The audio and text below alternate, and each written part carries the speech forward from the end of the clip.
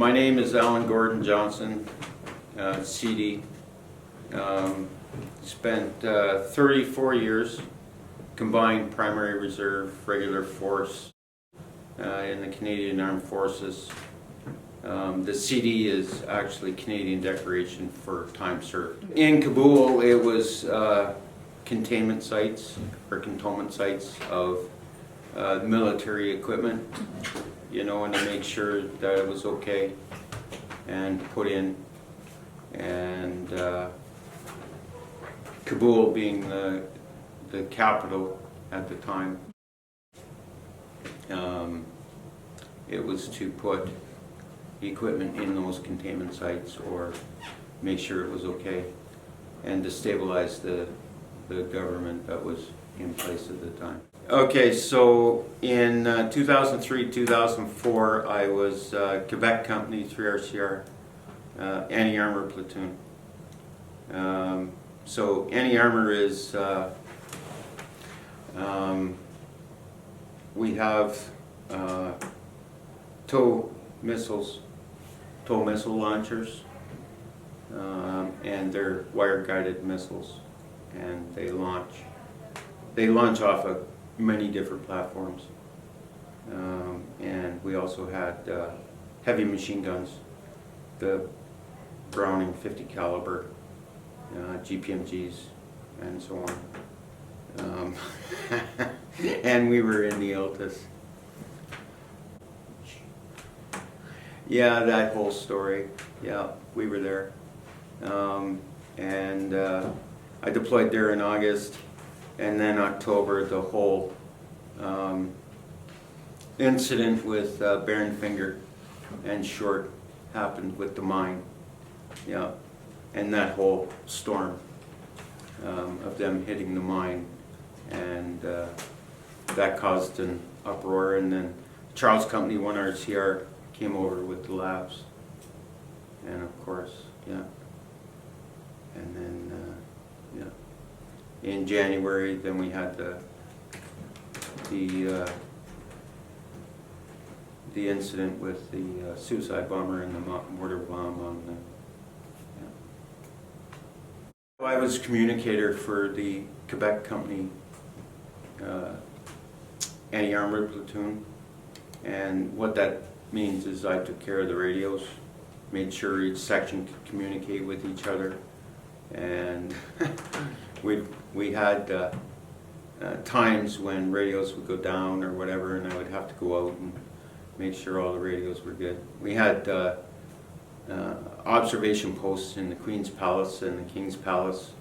We had patrols to take care of and go out to a dam and have a look out there at containment sites. We had other patrols to take care of in and around the city and so on, and make sure things were good.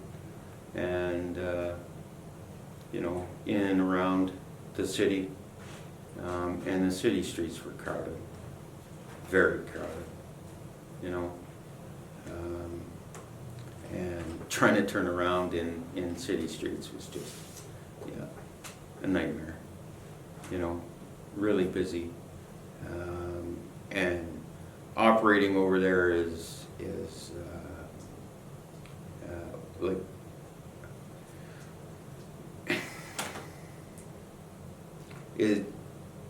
it gets to the point where sometimes you're operating 24/7, sometimes you're not.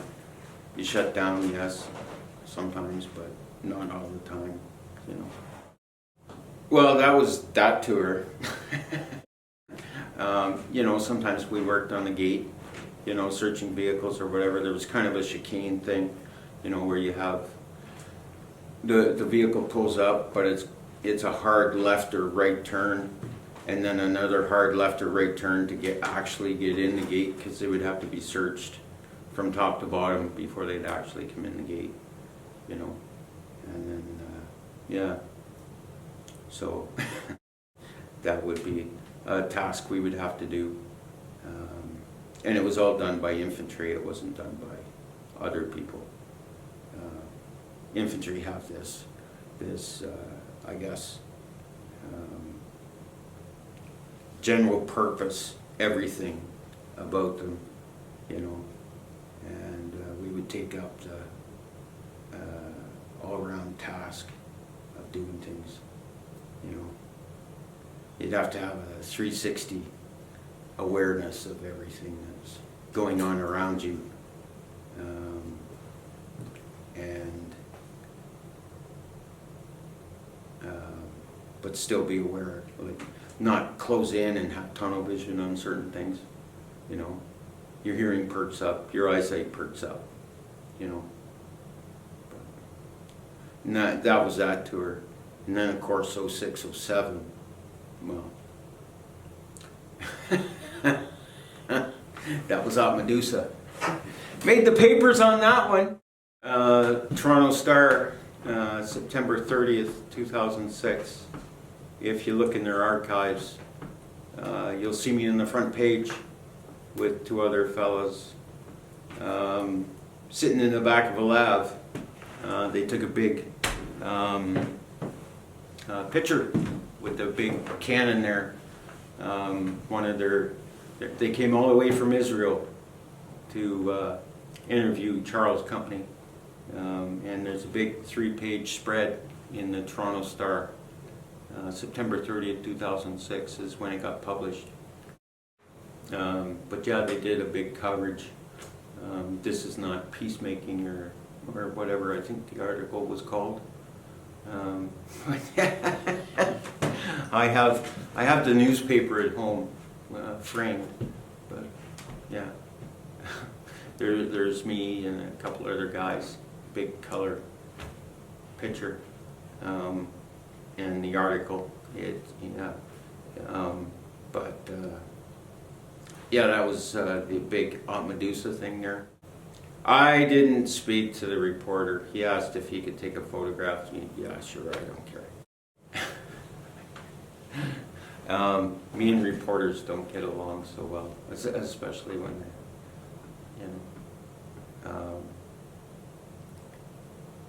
they don't necessarily, like, when you're in a situation like that and, you know, you're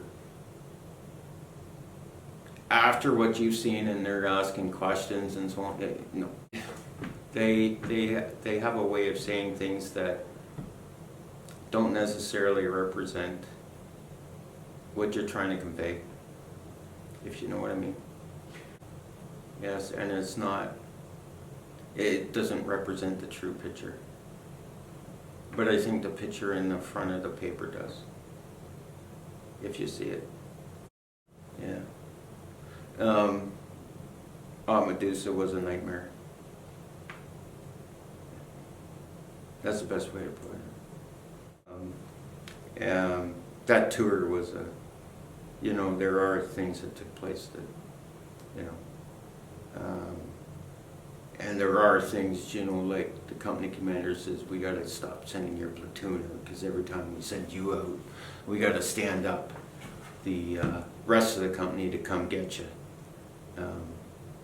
That's the type of thing that took place. And the day after, the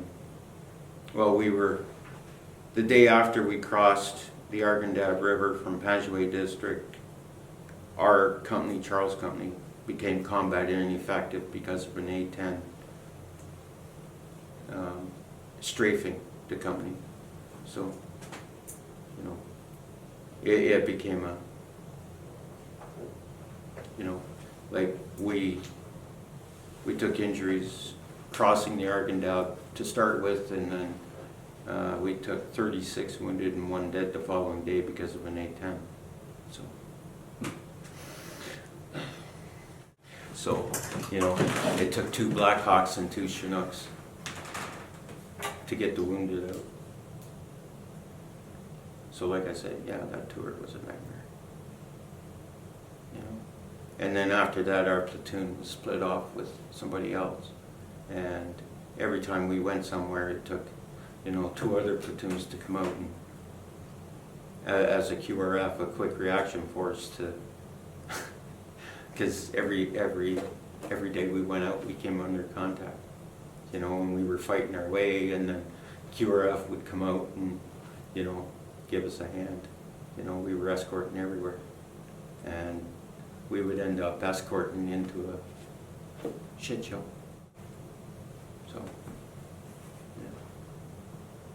yeah. So that was that tour, and then 08, 09, it was,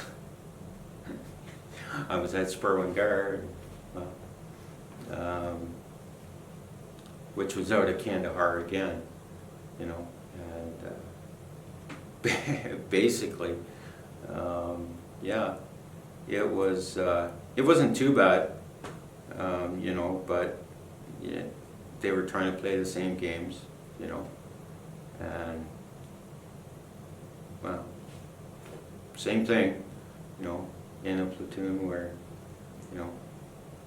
every time, rocket would go overhead, truck driver got nervous and stalled out the truck, whatever, calm down, it's okay. Shut your truck off, turn the power off, now turn your power back on, start your truck, now you can go. And then I would follow up and off we would go and get out of the line of fire and everything else. And I saw tanks getting stuck, I saw this getting stuck, and sometimes it would turn into a real, shot at with quite a few things. Yeah. I don't watch the Ukraine thing right now on TV. It's not a good idea. 06, 07, 08, 09 in Afghanistan. I spent some time in Kosovo, which is the former Yugoslav Republic. We went through Macedonia for that, through Macedonia into Kosovo.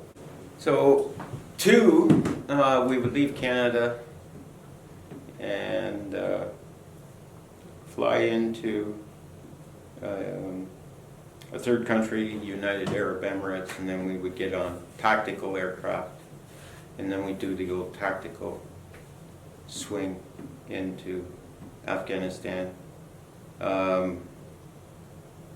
Sometimes it would be a Herc, sometimes it would be a Globemaster, depending what was going in with us, right? Sometimes we would take a flight in with ammunition. There was a time when we were taking the flight in with the ammunition, and the ammunition was coming to us because we were burning through so much.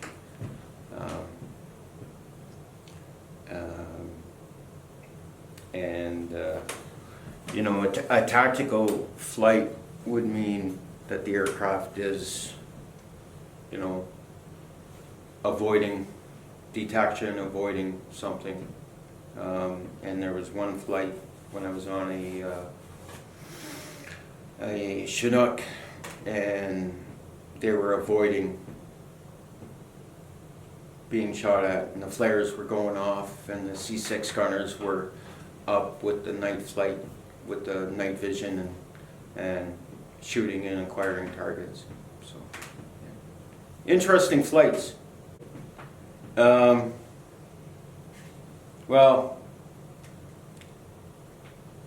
loyalty's bought by the highest bidder. Don't trust. Well, it's hard to trust.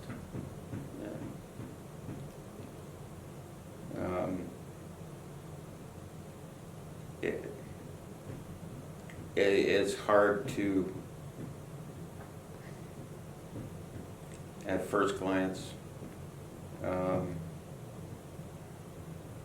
winning hearts and minds is very hard when loyalty, it's all tribal. Language, like there's 3 languages spoken, in the country, it's tribe and family.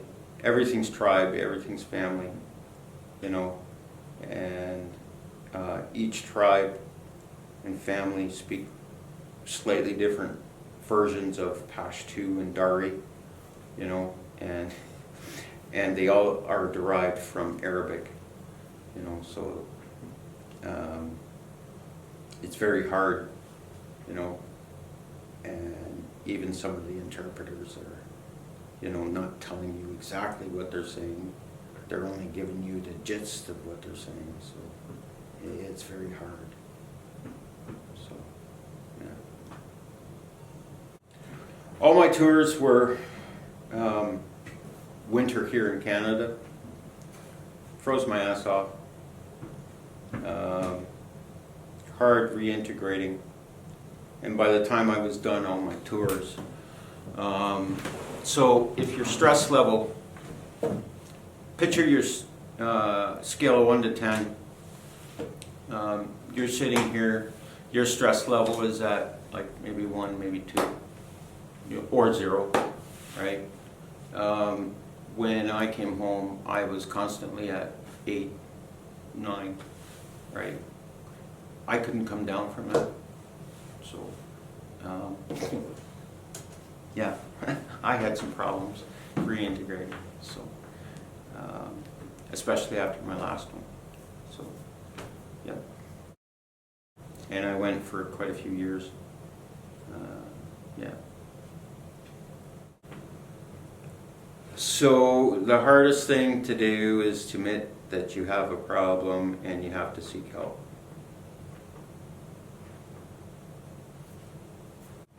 And it's the same with the alcohol problem. After that, it's easy. However, you do have to tell the doctors that you don't want to give up one addiction for another when they put you on medication.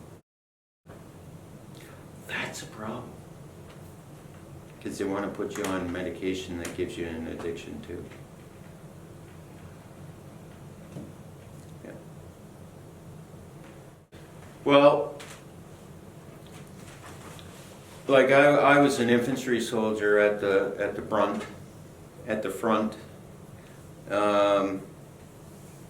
and of course I'm not going to give you names or operations or things like that, you know, and I'm not going to give you specific dates, you know. Asking questions, sure, go ahead. Some guys may not open up. They may just shut you down right away. Other guys may open up, or other guys may come to emotional tears. Just remember that.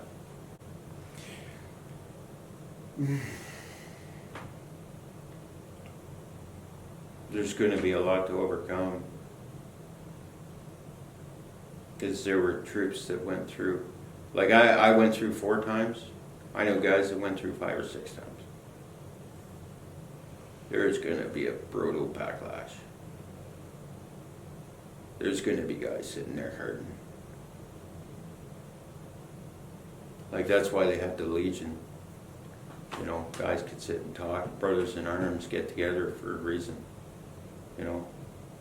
But recently, like lately, nothing against the Legion, but there's a lot of people in there that weren't service members, let's put it that way, and don't understand being a service member. There's a reason brothers of service get together, right? Because without saying it, they just understand, like, they could be apart for 2 years and get together and continue a conversation that they had 3 years ago. It's a shared experience. They just get it. Well, Afghanistan itself was an undeclared war, is what it was. And the unfortunate part is they unveiled the memorial in NDHQ headquarters. They shouldn't have done that. That's my feeling. That's my opinion. They should have unveiled it at the National War Memorial. Is where they should have put it. And they should have put the years that the Canadian Forces served there, which was basically 2001 through 2014, is what they should have done. I think it should have been done maybe a little bit sooner. Like for 2 or 3 years, they were putting a wreath at the War Memorial here, but they stopped. That's neither here nor there. I still go there. I take my mask off. I greet my friends. You know, bear hugs all around. We've been to places. Yeah, no. We've been exposed to all kinds of things. What was it, 2020? Yeah, we're not having a Remembrance Day? Yeah, no. Forget it. I'm going. I went down. I took my mask off. Yeah, you're not stopping me, bozo. That's not stopping me. The Princess Patricias were actually under friendly fire. I think there was a 500-pound bomb dropped from an F-15 on them in 2001. And then, of course, I was in the company on Mesumgar when we were under friendly fire. 30 millimeter depleted uranium.